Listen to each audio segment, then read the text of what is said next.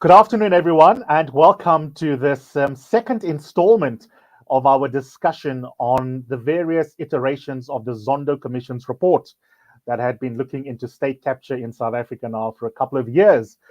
The first discussion we had was absolutely riveting. Many of you joined in with some brilliant comments and questions in the chat box on TimesLIVE YouTube channel, as you will again today. And I want to thank you for being active citizens who are engaging in these issues. Firstly, there's a lot going on in your own life as we're trying to reconstruct life amidst the ongoing pandemic in the world, but also even if you are addicted to the news cycle, there's so much to watch at the moment. Some of you may be plugged in simultaneously watching what's going on with the Judicial Service Commission, where, of course, there are interviews going on to elect the next Chief Justice. There's also, for us to look forward to, the State of the Nation address, budget speech over the next couple of weeks. So life in South Africa is really intense. And that's apart from really just trying to get on with it to see whether you can perhaps actively get back into the labor force if you are underemployed or unemployed. So for you to choose for the next 60 minutes to be part of this TimesLIVE event, I really appreciate it. I also appreciate the fact that you're not yet fatigued, or if you are challenging yourself to not succumb to fatigue. As I often say, there's nothing that the scoundrels enjoy more than a citizenry that is utterly inactive and has just gone, you know what? It doesn't make a difference understanding what the Zondo Commission has done. We've lost the battle against corruption. That attitude is fatalistic. And in my opinion, as an analyst, that's exactly the kind of attitude that the scoundrels want us to sustain.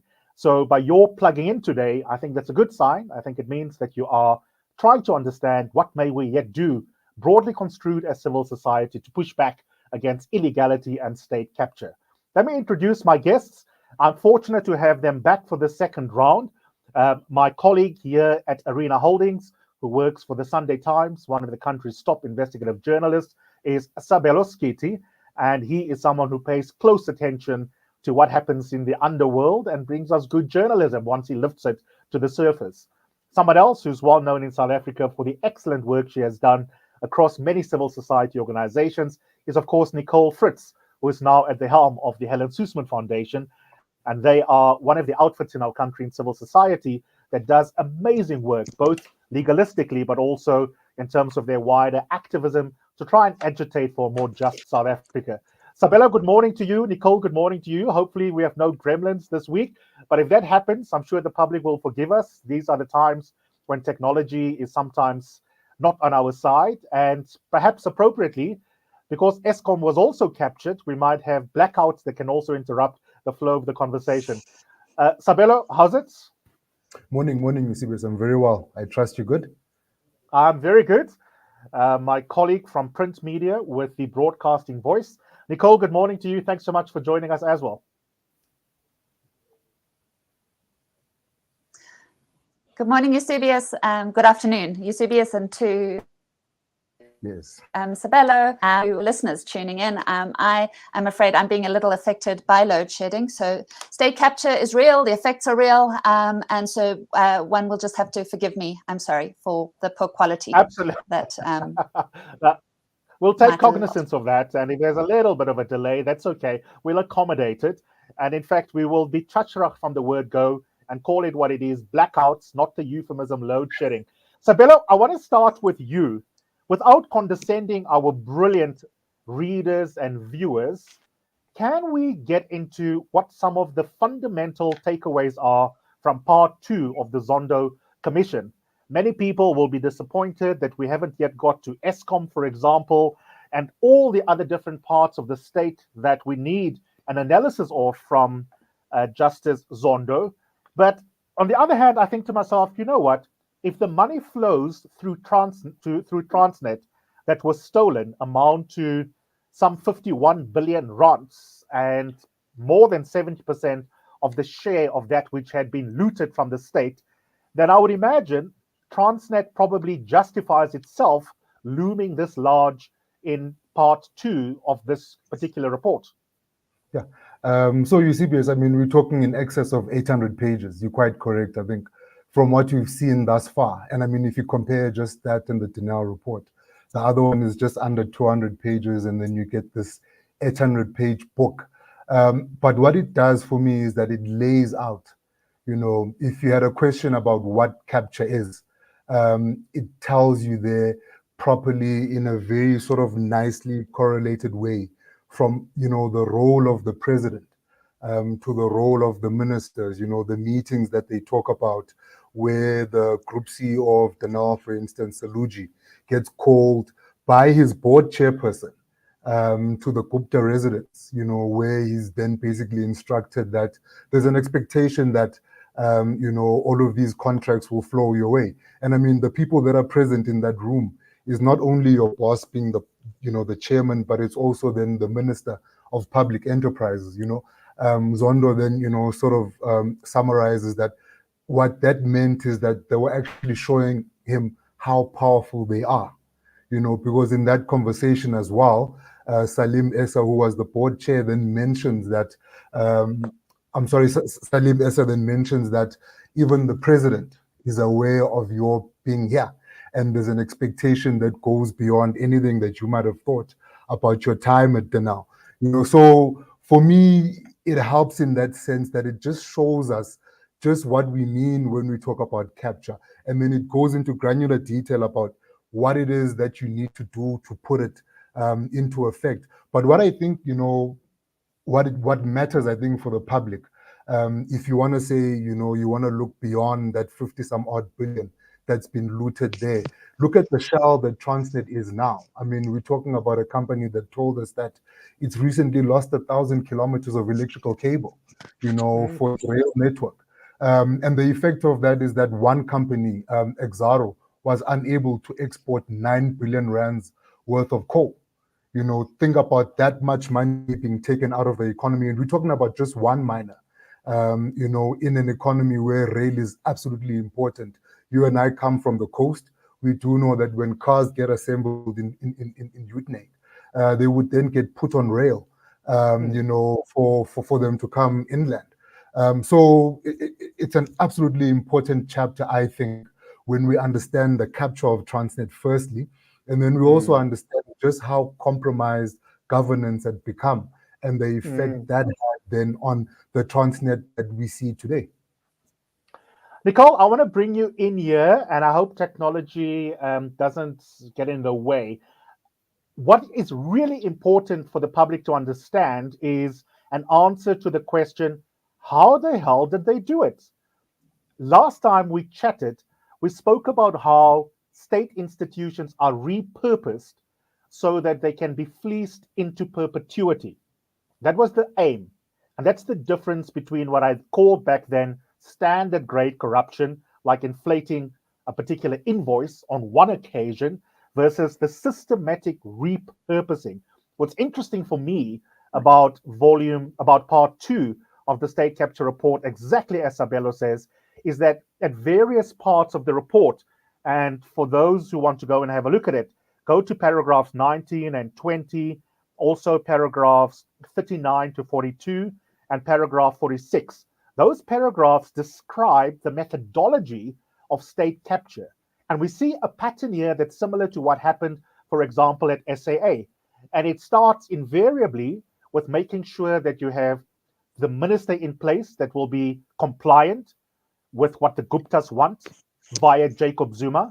Secondly, making sure that you have a board that is compliant, that is in place. And then crucially, and speak into this for me, particularly from a legal point of view, ignoring or trying to change the rules when it comes to procurement. Nicole?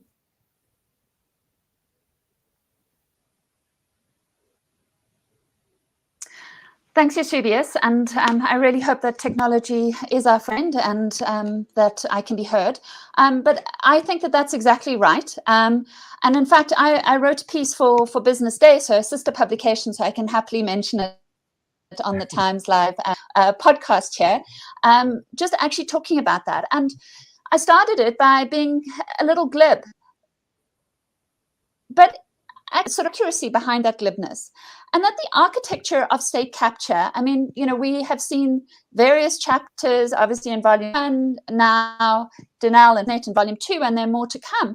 But that architecture is so similar. So if you were casting a show on state capture, right? You were going to have a soap opera. Here would be the dramatis personae that you would want to cast. You would want to have the kind of pliant venal stooges that you would put on your board. You would have salivating predators, aka the Gupta associates, who are scheming as how to pervert procurement processes, ensure goods enriched for themselves and for their bosses. Then you would want to have a flamboyant or flamboyantly qualified minister or similarly a similar head honcho, and there you could take your pick. It could be Malusi Gagabe, it could be Tom Moyane, it could be Royan. So who's there to facilitate the plunder? Then you could have sort of beleaguered employees and officials who are seeking to resist that internally. And what happens to them? They're sidelined and they're pilloried. And then finally, what you need to have, the role is that you have to have this august blue national who is there to give a veneer of legitimacy to these whole proceedings. And in volume 1, that was Bain and Co. And in volume 2, it is McKinsey. And that ESCOM has been left over for the final installment. We can expect that McKinsey as the villains will make a reappearance in part 3. Sabelo, Nicole is absolutely right, and it's tragicomic, but at the same time, not really funny, because the opportunity cost that come with that blueprint for state capture that she's talking about is massive. There are some civil society organizations and commentators who say that if anything, part 2, like part 1, doesn't even give us a complete description of what the plunder consequences are. Because while it indicts particular individuals, boards, board members, ministers that will come to in a second, at the same time, your euthanic example captures it in a more human way. There's a massive opportunity cost that comes with the kind of plunder that we see. But I want to stick to the methodology question. I mean, it's really interesting how, for example, someone like Barbara Hogan found herself being sidelined for trying to simply get on with doing her job. And former President Jacob Zuma insisting that if you don't appoint the guy that I want, Gama Siyabonga, to the position of group CEO at Transnet, then no one else can get the job. And of course, the board that is, had preferred Sipho Maseko, and the president is indicted. And it's really interesting because he pushes back and claimed that he never really tried to interfere. He suddenly had memory loss about what the board's preferences were, but he doesn't come out looking particularly innocent in terms of his role. Yeah, and Eusebius, this is exactly where, if you want to track it back, the capture of Transnet actually began. It was that tussle between Barbara Hogan and President Jacob Zuma, because everything that happened after that was then the beginning of setting up, that machinery. From the reshuffle that then saw Malusi Gigaba become, the Minister of Public Enterprises, to the installation of Brian Molefe, who then within no time quickly sets up another structure within the board of Transnet that was now suddenly going to have an increased threshold in terms of authority to spend. You had the board acquisition committee, which was chaired by Iqbal Sharma, who you also remember is tied to the Frieda Dairy scandal in the Free State. So Iqbal Sharma's role there was to make sure that these contracts can be signed off without necessarily going all the way to the full board. It was a way of actually manipulating that governance. And for me, and you'll excuse me, I just want to digress a little bit. That sort of tussle between President Zuma, which he remembers very little of, sort of reminds me of another fight at South African Airways, where him and Pravin Gordhan, who was then finance minister, were locked in this deadlock over, the reappointment of Dudumieni to the board. Pravin Gordhan by then had sort of, decided that this person is totally destructive to the airline. But now the problem is that Jacob Zuma wanted him there, and Pravin Gordhan was put in a position where he absolutely would not sign off on a government guarantee for SAA that would allow it to then pass off its financials, so that it could continue operating. But those were some of the sort of battles that happened in state capture and in the sort of environment where presidents were taking instructions from other places instead of doing the will of the people. Nicole, I want to bring you back in here and ask about who is indicted. Despite what we've just said about former President Jacob Zuma, if any of our readers and viewers go to about, I think round about, let me see, because I actually noted it down, around paragraphs, I think it was, around 80 to 83. If you go to 80, 83 as you are watching this, or do it later, it's a really interesting stretch, because there we talk about Jeff Radebe, we talk about what Gwede had said, and the deployment committee of the ANC. And you don't have to look at it now. The point that I'm trying to make is the following.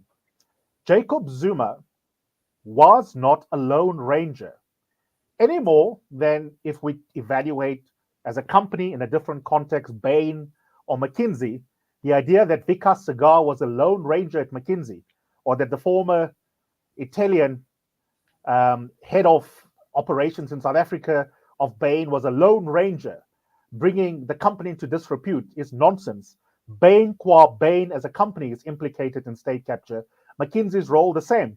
I mean, they did a little bit better by at least conceding and trying to pay back some money. And the same with the ANC as a deployment committee and ministers like Gwede Mantashe. How important is it for the public, Nicole, to understand that as bad as Jacob Zuma was, he is not solely responsible for the horror of the past decade or so? No, I think that is absolutely so. And I mean, you spoke to this in the introduction, right? And this is to some extent the defining characteristic of state capture. It is that it is systematic. So what you have put in is this enabling structure that allows for this. So it's not just a kind of deployment of a single person. It is, and we've already spoken about this, it is making sure that you've got a board that is, kind of pliant, willing to play along. You have got, the business providers who are coming and, extracting what that they can. You have got the political actors that are providing cover and facilitating that. And it's absolutely, as you say, not a case of a single rogue leader, however much power he himself wields. It is about this kind of enabling structure. And so, as we look at reforms, yes, it is absolutely important that we look to ensure that there is accountability of particular individuals. And that also goes to sort of having a deterrent effect and actually disabling the systems. But it's also important that we put in place reforms that actually go to ensuring that our systems are better protected from this type of capture and abuse. So I would agree with you entirely in terms of that point, Eusebius. Sabelo, let's pull back a little bit. That said, I want to add one more thing, though. I mean, while it is about... No, I mean, while it is important that we understand it is about a sort of systematic structure that was put in place, one can't discount the kind of individualized sort of bullying and thuggery. And I think that in reading the report and the various chapters in this report is what's quite astounding is the level of kind of blatant kind of crude thuggery that was used. So, Sabelo has already referenced some of those meetings that happen in the Gupta compound. But in the Denel context, right, the CEO, Mr. Saluji, goes to the Denel compound subject to this very crude pressure, bullying. And we've seen that play itself out over and over again. So yes, it's systems, but it's also these individuals who are just prepared to be schoolyard bullies. And there I certainly hope that we will see them prosecuted and serving jail time.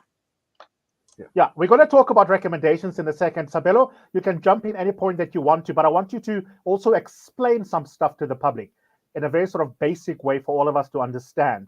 There's a lot of talk in this particular volume about locomotives. Where do they come in? There's also reference to China. Where do those companies come in? Shell companies is another part of the methodology to try and launder money. Please explain that to us. And once you are done, as if that's not enough.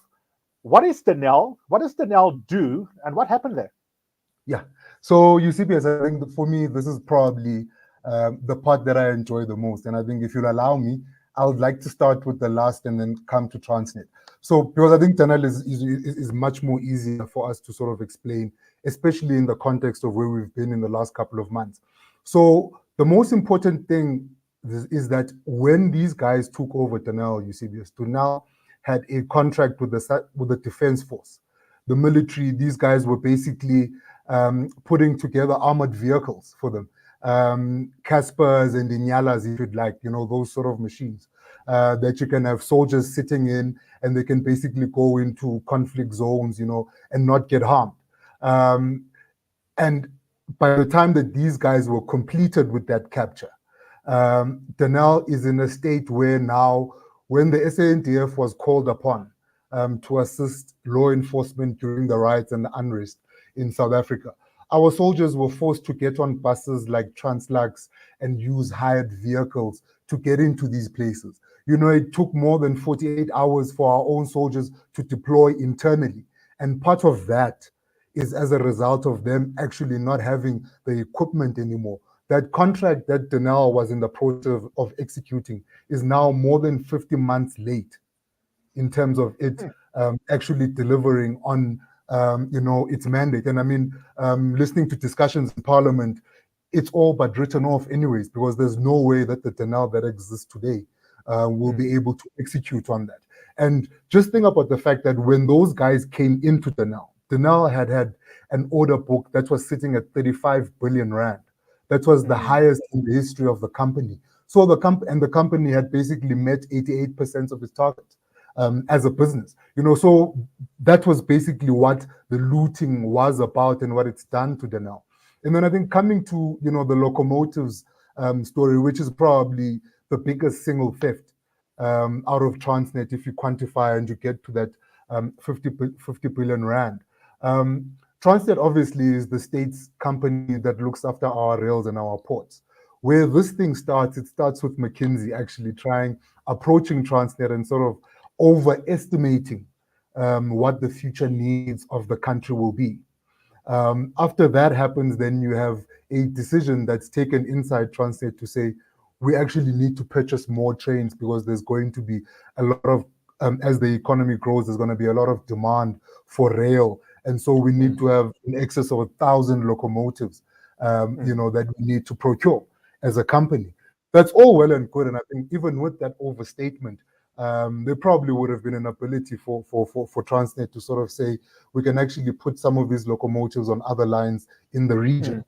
But then what happens is that the network is already there. They know about this need, and they know that there's a lot of money that's coming. So they put out this contract, and it attracts a lot of OEMs, original, equipment manufacturers. So you had China South Rail, China North Rail, the likes of General Electric, and other big companies that actually bid for this work.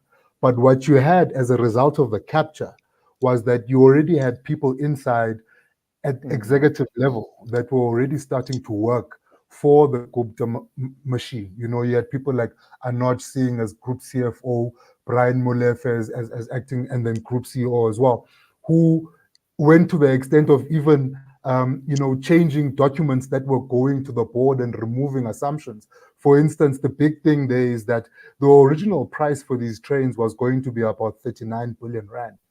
But because of machinations that these guys pulled, they added costs there that were already factored into that 39 billion. And then resent this thing to the board and said that now the price needs to go to 50 odd billion. So, I mean, that's classic inflation. But beyond that, they then manipulated other processes inside the adjudication and valuation processes that seem to benefit companies that, on the other end, investigations have revealed that have paid billions, up to about 6 billion rand to an offshore company in Hong Kong that belongs to none other than Salim Essa and the Gupta family. Absolutely. Okay, if you've just tuned in, welcome. I'm in conversation with Sabelo Skiti from the Sunday Times and the Helen Suzman Foundation's Nicole Fritz. We want to know what you think. Are you skeptical? Do you think that there will be consequences? Or are you jaded, and are you feeling justified to be jaded? In many ways, you can participate. I've got many of my colleagues working with us as we are broadcasting this live. Eusebius, go for it, Nicole. Let me just invite our viewers and readers.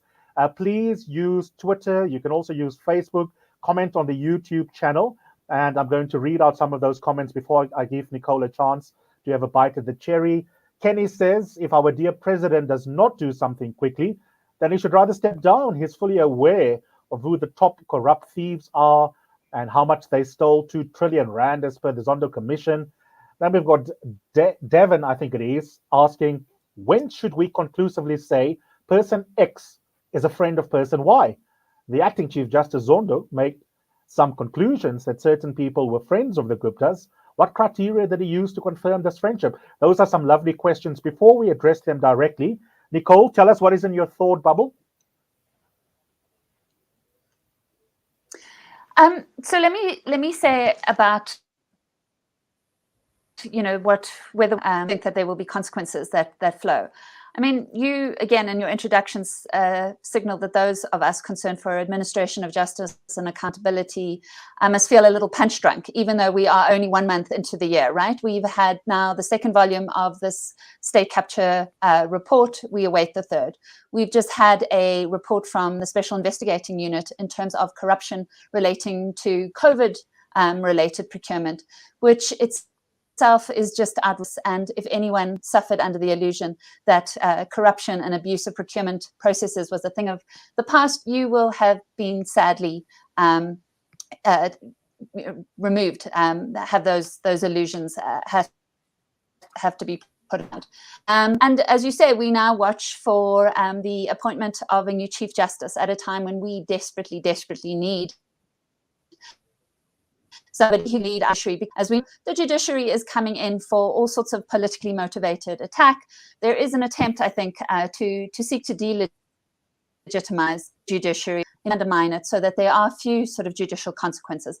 But for there to be convictions at a judicial level, for there to be trials that result in people going to prisons, we are going to have expert investigations and a prosecution authority that is at the highest possible level. Some of the crimes which the report points to are fairly easy. There, should be easily available corroborating evidence that would allow for prosecutions. But I think one of the omissions in this report, and I'm not sure that it will be covered in volume 3, is that we don't speak about the extent to which, yes, there was obviously targeting of those state entities, state-owned entities, allow procurement abuse and sort of stripping them of monies and allowing for enrichment. But there was also capture of those entities that perhaps allowed for less enrichment, but were necessary in order to disable and to foreclose on any accountability consequences. So that to capture the Hawks, the Specialist Investigating Unit. There was also an attempt to capture the National Prosecuting Authority.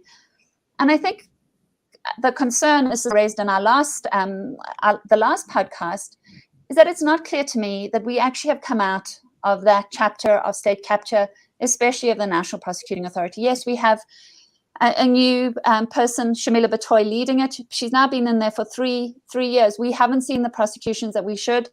I think that there are several in the National Prosecuting Authority who are holdovers from the previous regime when we had Sean Abrahams heading it up and Norm Jiba, Lawrence B, exercising very senior authority with the National Prosecuting Authority.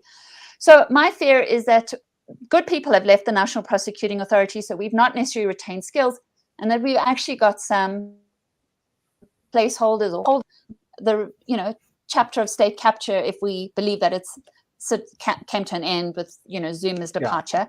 And I think that must raise a big question mark as to whether we will see the types of prosecutions that we need. And let's not kid ourselves. Even the most well-resourced, most expert National Prosecuting Authority would battle with the volume that it is receiving via the Zondo Commission and through reports like the SIU on COVID-related procurement. So we need not a hobbled, crippled National Prosecuting prosecuting authority. We need the best prosecuting authority if it is going to be equal to these recommendations. Well, let's get on to that question, Sabelo, and let's answer the question from Ajit, who wants to know, when is the NPA going to act? I mean, after all, we keep talking about there being prima facie evidence. The last time we had this discussion, we also acknowledged the fact that nothing had stopped them from acting on the basis of what was coming out of the hearings while the hearings were ongoing. It's not like there's a legal duty for the NPA to only act once we have the final third part of this particular report.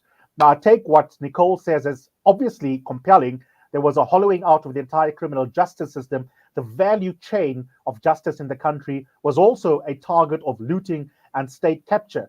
But when Sean the Sheep left, and we all get excited when Shamila was trotted out to the country, we knew that it would take time to restore the intellectual capacity of the NPA after the kind of exodus that Nicole is talking about. But I mean, for goodness sake, how long is a piece of string, and how many obvious cases can be prosecuted that aren't, that does not require you to have an army of forensic investigators?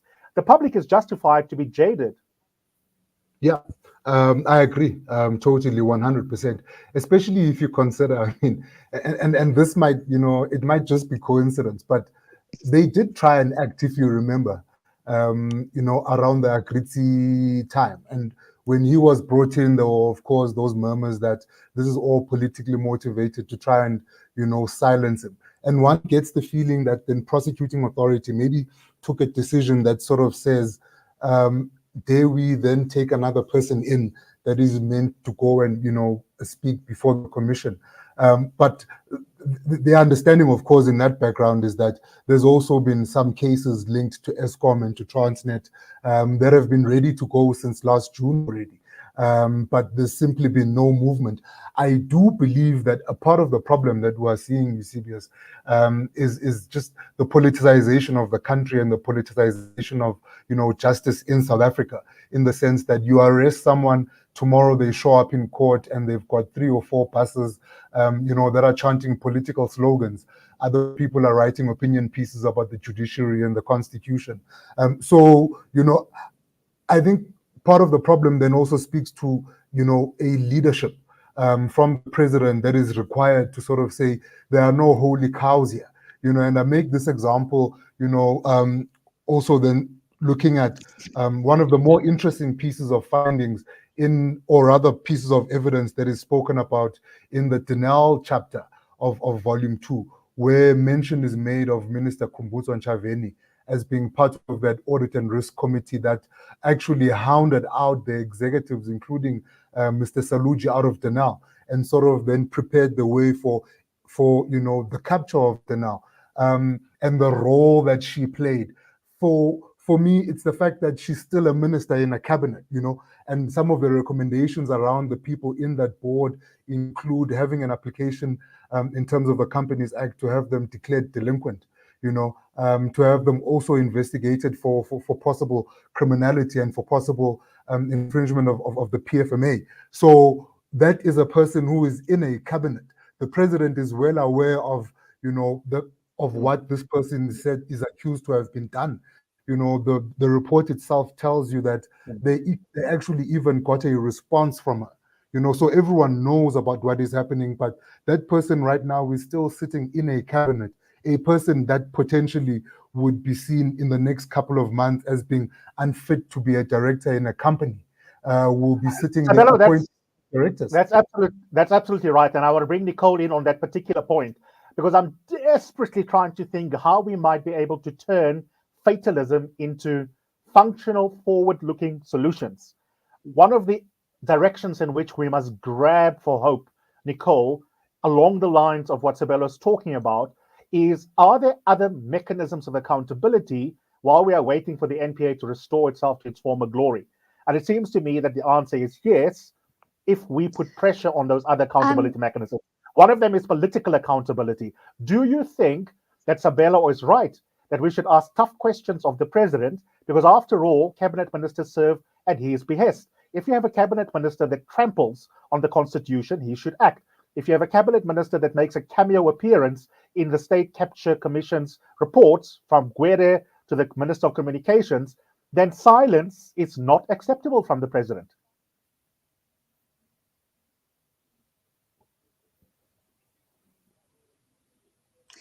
So, absolutely, Eusebius. I think that one can call for political action, and those cabinet members who are, credibly identified in the report as being persons worthy of investigation, possible prosecution, they must face political action. In the sense that they must be suspended or stripped of their positions until such time as those investigations or prosecutions are concluded. It cannot be that we as a country are holding ourselves out as taking seriously state capture when the very actors who have been involved in that continue to occupy the highest office in our government. So that, I think, is absolutely true. I mean, to go back to Sabelo's point, which is entirely right, and it is made in this second volume, is that that there, various persons who acted quite clearly and flagrantly in violation of their duties as directors of state-owned companies must be declared delinquent. We've got a very prominent precedent in that respect, where OUTA actually sought to have Dudu Myeni declared a delinquent director, and that is that's possible for society and other actors to contemplate in respect of those who have been identified. And it is a specific recommendation in the Zondo Commission report. One of the things that I would say that I was a little surprised as a recommendation emanating from this report is the suggestion that we look to create a new offence of abuse of power, would be imprecisely defined, that it just leaves more questions than answers. And I'm not sure that our issues in terms of accountability are that we don't have crimes to prosecute these persons for. It's simply rather that we're actually not prosecuting them, rather than that we're looking for crimes in the statute books to prosecute them. But so I was a little surprised at that recommendation, I have to say. Yeah, I think that's actually an interesting point. Yeah, go ahead, Sabelo. Now, I was going to say, similarly with the other recommendation that sort of speaks about removing politicians, in this specific case ministers, from the role of appointing the boards of these SOEs, and I mean, it's similar to if you would remember in part 1 or volume 1, where he spoke about the creation of this anti-corruption body that is free from political influence and is outside of politicians. And, the sense that I got reading that recommendation, of course, it doesn't go into great detail into what this will look like or what this body that appoints will look like. But the sense that I got is that because of the ANC and the ANC's weaknesses and the ANC's greed, we are now, removing critical, functions that politicians in a healthy democracy should be able to play. And we are taking these functions and these roles and these responsibilities, and we're putting them in the hands of, the private sector, so to speak, which in itself, number one, is not guilt-free in this entire thing, and secondly, has its own agenda. There's a reason why the state has SOEs in the first place. It's not just to say that we want to make money, but it's also to achieve, certain political aspirations. So when you do appoint at SOEs, you also do take into cognizance what sort of political role that particular company will play. Now, if we are saying that as a society, we are not above actually calling people to account, what we need to do is to just strip power away from them and give them to, another set of people. So, I mean, where I'm going with it is that in 20 years, are we not likely to be saying, actually, we shouldn't give this much power to business and to sort of, religious leaders and academics? Should we then take it back and then give it to, activists and politicians again? I think this leads us to a wonderful 39 minutes into the conversation, probably one of the biggest challenges for the country. And I will roll opinion into framing the question, because you might disagree with my framing of it. I think there's a limit to how much you can design around criminality. There's a limit to how much you can design against unresponsive leadership. there's a limit for how much you can design against leadership that is not bottom up and taking cognizance of what citizens want rather than what you want as a careerist politician. To take a weird analogy as a sidebar, it's the same beef I have with people who fetishize constituency-based electoral systems. Having spent a few years as a student in the UK, I observed how elitism and other bad aspects of politics can be reproduced in any democracy, even ones where you have a constituency-based model. And I always think to myself, shame, man, we're so hopeful that we can design against bad leadership that we constantly want to have commissions of inquiry, new structures, new fora, new statutes that we introduce.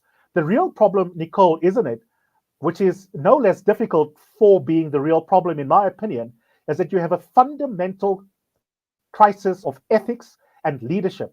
And that's what we need to solve for, rather than trying to optimally redesign every aspect of our architecture when it comes to our democratic state. Yeah, absolutely. And just to pick up some point, which I couldn't agree with more, and I'm sorry that there's not more disagreement in the show, but I agree with this entirely, is that we don't actually want to create parallel processes. I mean, to some extent, in our attempts to kind of cure the problem that we have, we perpetuate it, right? Because the problem is that our state has been denuded of its capacity, and we don't want to further that by saying, I mean, I read Yolisa Pickey's piece in Business Day the other day, and I mean, I admire him so much. He's really seen the sharpest end of state capture, having been at SARS, but he was talking about, the importance of civil society. And as somebody who's involved in civil society, I absolutely, understand the role that we need to play. But to some extent, civil society can never be resourced sufficiently in a way that is going to be able to play the role of a state, and nor should we be, right? I mean, that leaves ordinary South Africans, impoverished South Africans, so much at the mercy. We're a developmental state and economy. We need a functioning, properly funding state that's not only able to do what developed states are able to do, but if we are serious about relieving our problems of inequality and poverty, able to do so much more innovatively. And so I think that our focus really needs to be about how do we shore up the state, how do we make sure it's got the capacity to do the thing we want to actually, we can return to trying to realize our constitutional vision, right? Not just trying to get us to a point where we can start off on that journey. I fear that state capture has really set us back in terms of being able to do that. In the 15 to 20 minutes we have left, we're going to deal in an ad hoc manner with questions from our audience. One question from Luke Sebatar is a very important question, and I want Nicole to address it. And Luke basically said, listen, Transnet has got its own engineers internally. Couldn't they do a lot of the work? And I think Luke's question needs to be broadened into something that you are very passionate about, and I am as well, which is the deliberate, as part of state capture, Nicole, the deliberate over-reliance on multinational companies who themselves are a bureaucracy inside the bureaucracy that you are talking about. Instead of making the bureaucracy that we have work, we find a second bureaucracy within the state, and they are called Bain, McKinsey, et al. Nicole? Yeah, absolutely. Sorry, I thought you were going to ask me questions about the locomotives, which was making me really nervous because I wasn't necessarily going to be able to answer. I don't have much engineering background, but I can absolutely talk about the issue of multinationals, which I feel very strongly about. And one of the points that I make in my column today is absolutely the multinationals, their liability and responsibility is second to our elected officials and the persons that they appoint to sit in the board, because they were there in service of this, that was their role, and their fiduciary responsibilities were in respect of the South African public. But it just is so galling that this idea that we bring in these sort of fancy multinational corporates, and they're here to tell us, because we're this developmental country and we need the input of these corporations, multinationals headquartered in the north, to tell us how to engage in these complex negotiations. And in fact, as the report documents, McKinsey happily participates in these money laundering arrangements so that assets are simply stripped out of our state-owned enterprises, directed into shell companies that are owned by Salim Essa and Kuben Moodley. And I just, it also just goes to this whole idea, right, of the kind of radical economic transformation sort of narrative, which is, those of us resisting state capture are kind of resisting Black excellence. Well, you've kind of brought in the most kind of mediocre sort of northern headquartered corporations to come and assist in this kind of asset stripping of our country, of thieving of our country, and it's just so hypocritical, and it makes me, I have to say, furious. Sabelo, I've got a question for you. You have, as someone who pays attention to detail, agitated against us not forgetting people who are in the footnotes, who are actually very important. We all know names like Anosh, Siyabonga, Sia, and so we go on with the famous names. But they're names that are not household names that you think our readers and viewers and citizens should care for as well. Yeah. So Eusebius, this is something that I feel quite passionately about. Because part of the thing that we're experiencing in the media right now is that every once in a while you walk into a press conference, a meeting at an SOE, and then you'll come across a person that you know very well was part of state capture, but now they've reinvented themselves. They are now angels, and they are actively prosecuting those that they used to work with, and I think for me, I got a sense of that also reading, this volume 2. And again, it was the same in volume 1, or rather in volume 1, it was actually done quite perfectly in the sense that you knew who the other players were at SAA. You got to understand how SAA technical processes were compromised, the role that was played by some of the other senior officials there who are not as infamous as Dudumieni and, people like Yake Kwinana. So in this particular instance, you look at, the awarding of contracts at Denel, for instance, to VR Laser. There are a number of executives. So a contract to VR Laser that was done via a confinement, basically, without actually following proper procurement processes. And, the report actually breaks it down very nicely about how all of this is done, what ought to have been done from a process perspective. They actually even tell you about the officials that were actively fighting this thing. And then they tell you about the officials that were working for the interests of VR Laser. But the one thing that it doesn't do, then it doesn't tell you why. And it also doesn't tell you whether there's been any sort of follow-up to find out why and how these gentlemen actually, broke these PFMA regulations. Something that for me is very, very important, because as we sort of move, on the big fish, we need to move on the guys that were enablers as well. For instance, in the case of Transnet, you had a gentleman by the name of Mohammadi, who then, went to the State Capture Commission and basically said that Anoj Singh instructed me to alter a board memo, whose effect had, saw the increase of a contract by 15 billion rand. And you don't hear what, was done to this particular gentleman or any recommendation in as far as they go. Yes. The only recommendations that come out are about the people that we know, but there are other people that presumably are sitting inside Transnet. And it goes to your point as well when you say that it wasn't just Vikas Shagar, who worked inside McKinsey for the benefit of state capture. What about everyone else who knew? What is their role? What did they do? And as a result, what consequences are they facing? A couple of rapid fire questions for us to deal with, and are merging themes that I'm seeing emerging from the public as well. We don't have much time for these because each one justifies a discussion of 1 hour on its own. Should a company like Bain or McKinsey permanently be shut out of economic activity inside the country, or should there be an opportunity for them to reinvent themselves if they do certain things? For example, Nicole, would you distinguish between Bain still insisting that it was a victim of an Italian gentleman, and, for example, McKinsey repaying, I think, just under 700 million rands? Should there be an opportunity to sort of say, we are coming clean, we are sorry, we still can make a difference to the country in many sectors, here's what we will give back, please allow us to operate? Or should they be permanently told to get out of the country?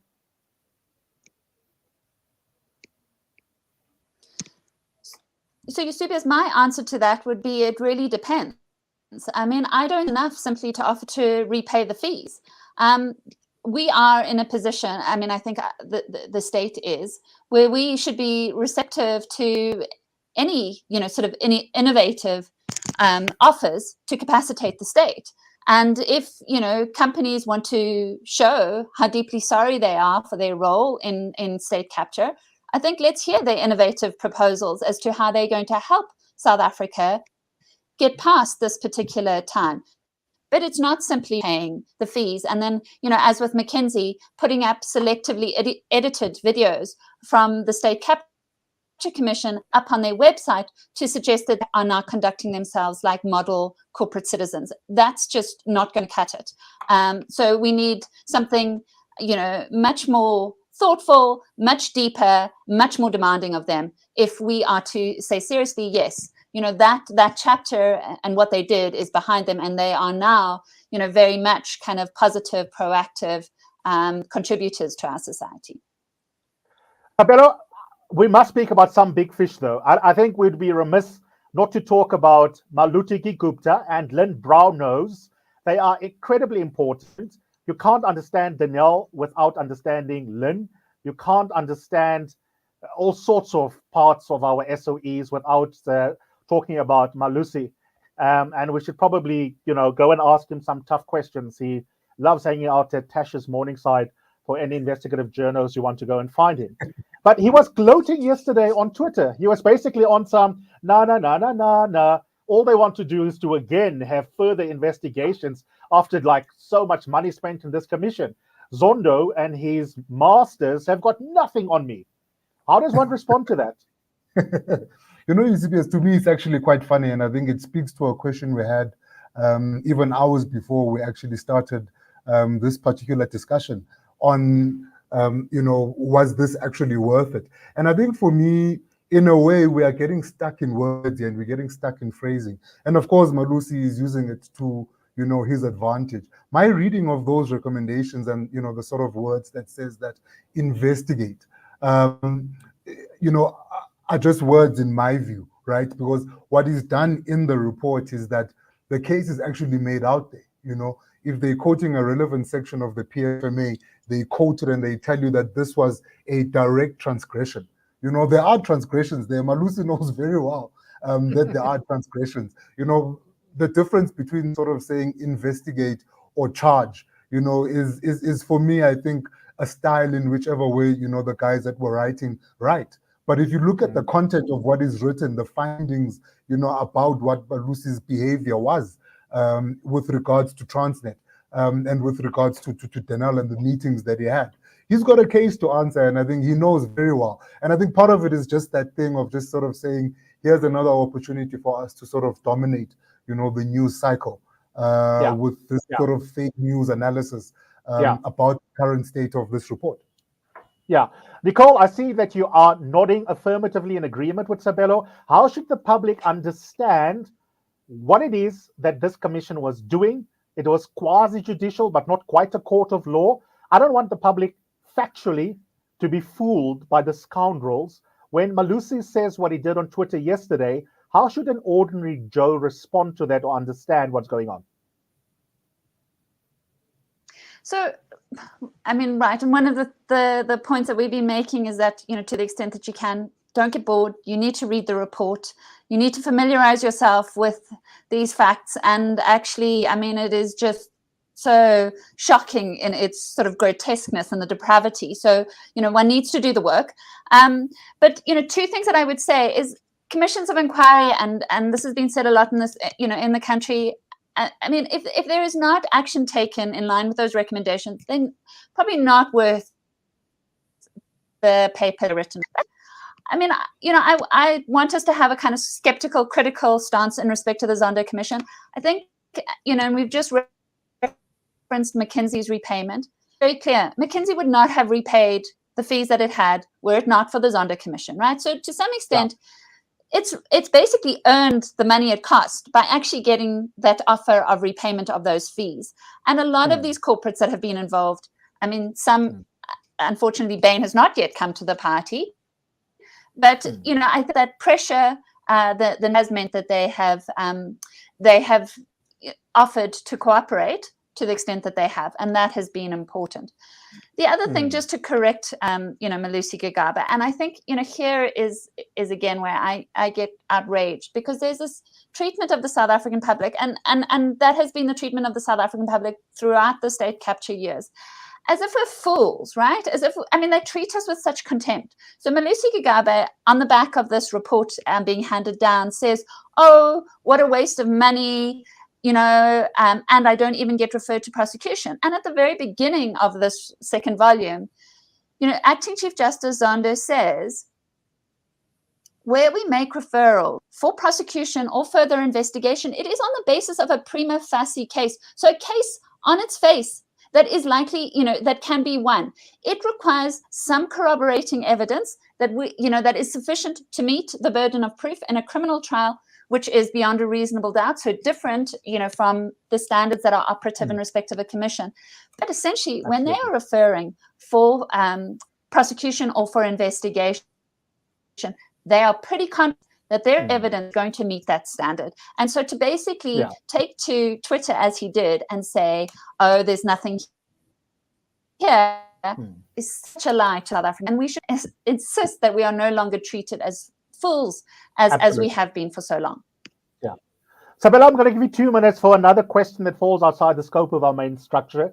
The banking system is very important. I don't know whether you feel it was sufficiently analyzed in this particular part 1 and part 2. Nedbank makes an appearance and then it doesn't. Also, regulatory bodies like IRBA that come and go.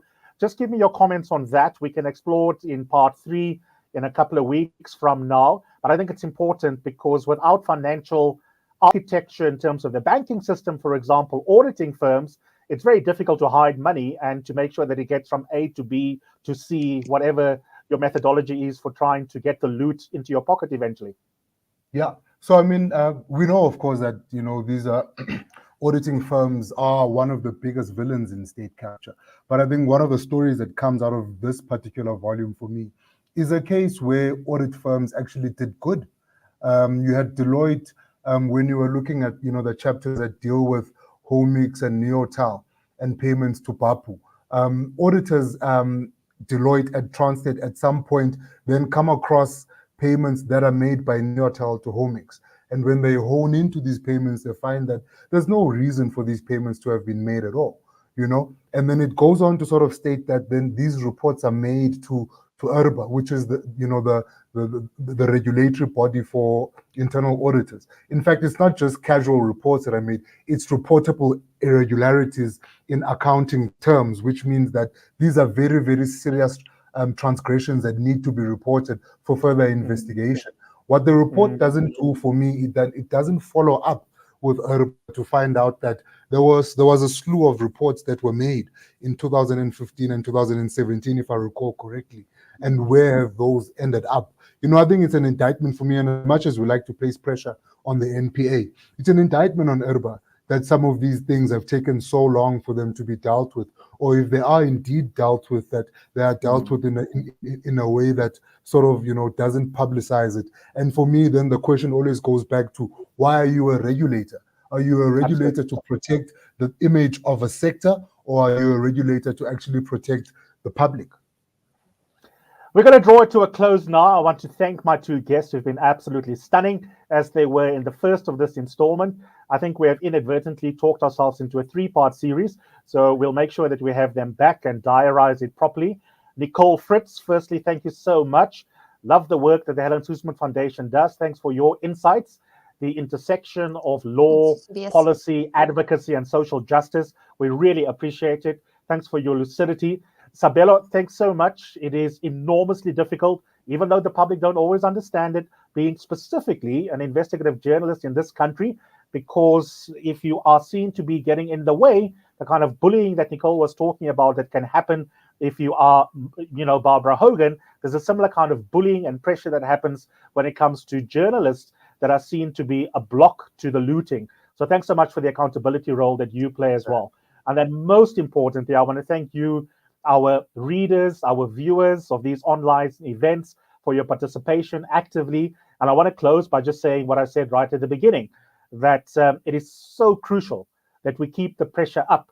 I do think that it is justified to feel as if we're not going to see accountability in our lifetime, but you got to ask yourself, what are your options? You can either be fatalistic, well, where will that get you? Or you can say alternatively, despite the odds, what can we yet do to strategically cooperate as citizens in civil society to keep up the pressure, to demand more of the state, to demand more of elected officials, to demand more from corporate citizens, to demand more, as Sabelo says, from regulatory bodies, and to make sure that we entrench the rule of law and accountability. Because if we give up, then we're simply handing over our country on a silver platter to criminals, and I'm not sure that's an option.